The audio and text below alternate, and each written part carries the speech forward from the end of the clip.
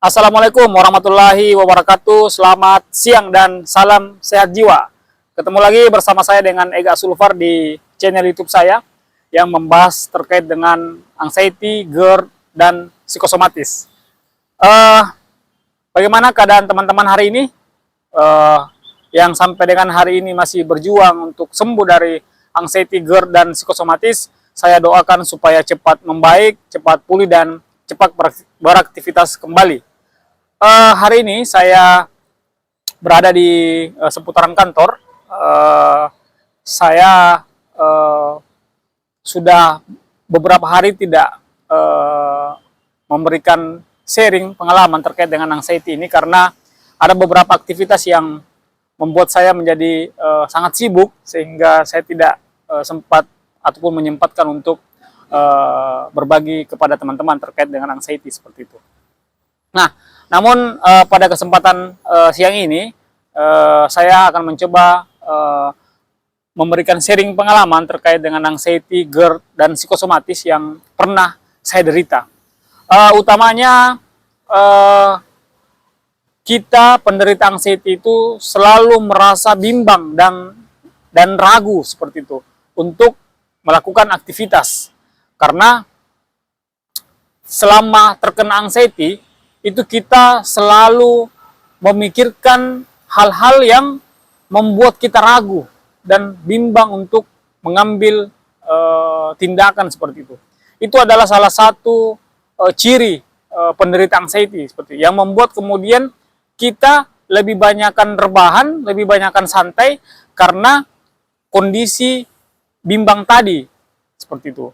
Namun ketika perasaan itu datang, saya sarankan kepada teman-teman itu harus tetap lakukan yang terbaik seperti itu. Jangan pernah ragu, jangan pernah bimbang ketika ingin melakukan sesuatu. Misalnya, ketika teman-teman ingin berangkat ke sebuah acara, itu teman-teman jangan memikirkan hal-hal yang negatif. Teman-teman lakukan saja, jangan pernah bimbang, lakukan bahwa teman-teman akan ke sana untuk melakukan aktivitas yang positif tadi, seperti itu. Jadi, apapun yang teman-teman mau lakukan itu, teman-teman jauhkan dulu rasa bimbang dan ragu itu. Karena itu hanya akan membuat anxiety teman-teman itu menjadi lama, seperti itu. Jadi, kalau ada perasaan seperti itu, teman-teman harus bergerak, harus melaksanakan apa yang menjadi tugas teman-teman, seperti itu. Karena kita orang-orang anxiety ataupun saya pernah itu merasakan hal-hal yang sangat saya selalu merasa ragu, bimbang untuk melakukan aktivitas karena saya sudah terbiasa dengan zona nyaman saya. Saya banyakkan main HP, rebahan, tidur, itu yang selalu saya lakukan.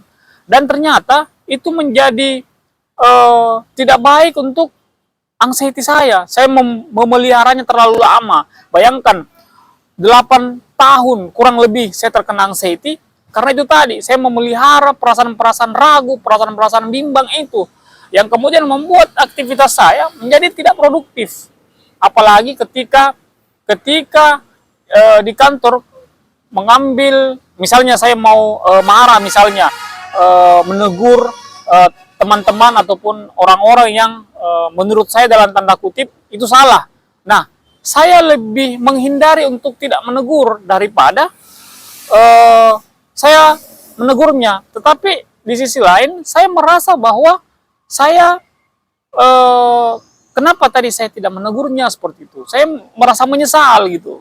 Nah, kalau teman-teman di posisi itu, jangan biarkan itu terjadi. Teman-teman harus pastikan bahwa saya tidak akan ragu, saya tidak akan bimbang dalam melakukan aktivitas seperti itu.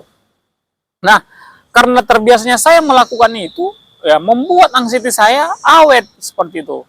Saya lebih menghindari hal-hal yang terjadi, misalnya perdebatan itu saya lebih menghindari. Ternyata itu salah.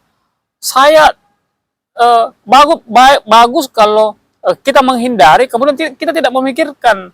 Nah, bedanya kami penderita anxiety itu saya menghindari perdebatan-perdebatan, pertengkaran-pertengkaran, Tetapi sampai di rumah saya memikirkan berlarut-larut. Itu salahnya saya. Makanya ketika teman-teman terkena anxiety dan ada di kondisi yang tadi, teman-teman jangan ragu, jangan bimbang, teman-teman ambil keputusan. Setelah itu selesai, dan jangan pernah difikirkan lagi ketika sudah sampai di rumah. Jangan pernah difikirkan lagi ketika teman-teman sudah sendiri seperti itu. Itu adalah salah satu komitmen yang teman-teman punya terhadap anxiety yang teman-teman derita seperti itu. Jadi ketika teman-teman merasakan perasaan ragu, bimbang, itu adalah sensasi yang biasa yang dimunculkan oleh anxiety kita. Seperti itu.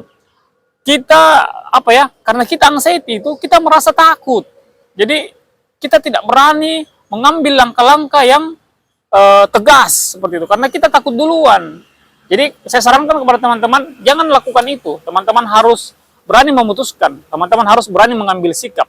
Dengan teman-teman berani mengambil sikap, maka anxiety itu pelan-pelan itu tidak akan menghantui teman-teman lagi seperti itu. Karena yang saya rasakan itu selama kurang lebih 8 tahun ya begitu tadi. Saya bimbang, ragu dengan apa yang saya putuskan seperti itu. Tapi setelah saya merasakan manfaat ataupun efek yang lebih baik terkait dengan anxiety yang saya punya, saya sudah bisa memutuskan bahwa saya harus begini dan saya harus begitu. Saya harus melakukan ataupun mengambil keputusan ini karena kalaupun saya tidak mengambil keputusan, pasti saya akan kepikiran dan akan berlarut-larut. Itulah kemudian yang membuat kecemasan saya naik seperti itu. Asam lambung naik, GERD naik. Nah, itu yang membuat. Nah, untuk itu, teman-teman yang sampai dengan hari ini masih berada pada lingkaran anxiety, GERD, dan psikosomatis, teman-teman harus bisa mengambil keputusan, teman-teman harus bisa berani untuk melakukan kegiatan-kegiatan yang lebih positif lagi, dan teman-teman berdampingan dengan anxiety ini seperti itu. Karena anxiety ini itu sifatnya hanya mencolek-mencolek, itu sifatnya hanya sebentar dan itu akan berlalu dengan sendirinya seperti itu. Jadi di kesempatan yang siang ini itu dulu yang barangkali saya bisa sharingkan kepada teman-teman. Semoga teman-teman diberikan kesehatan, kemudahan dan selalu sehat. Billahi taufiq wal hidayah. Wassalamualaikum warahmatullahi wabarakatuh. Selamat pagi dan salam sehat.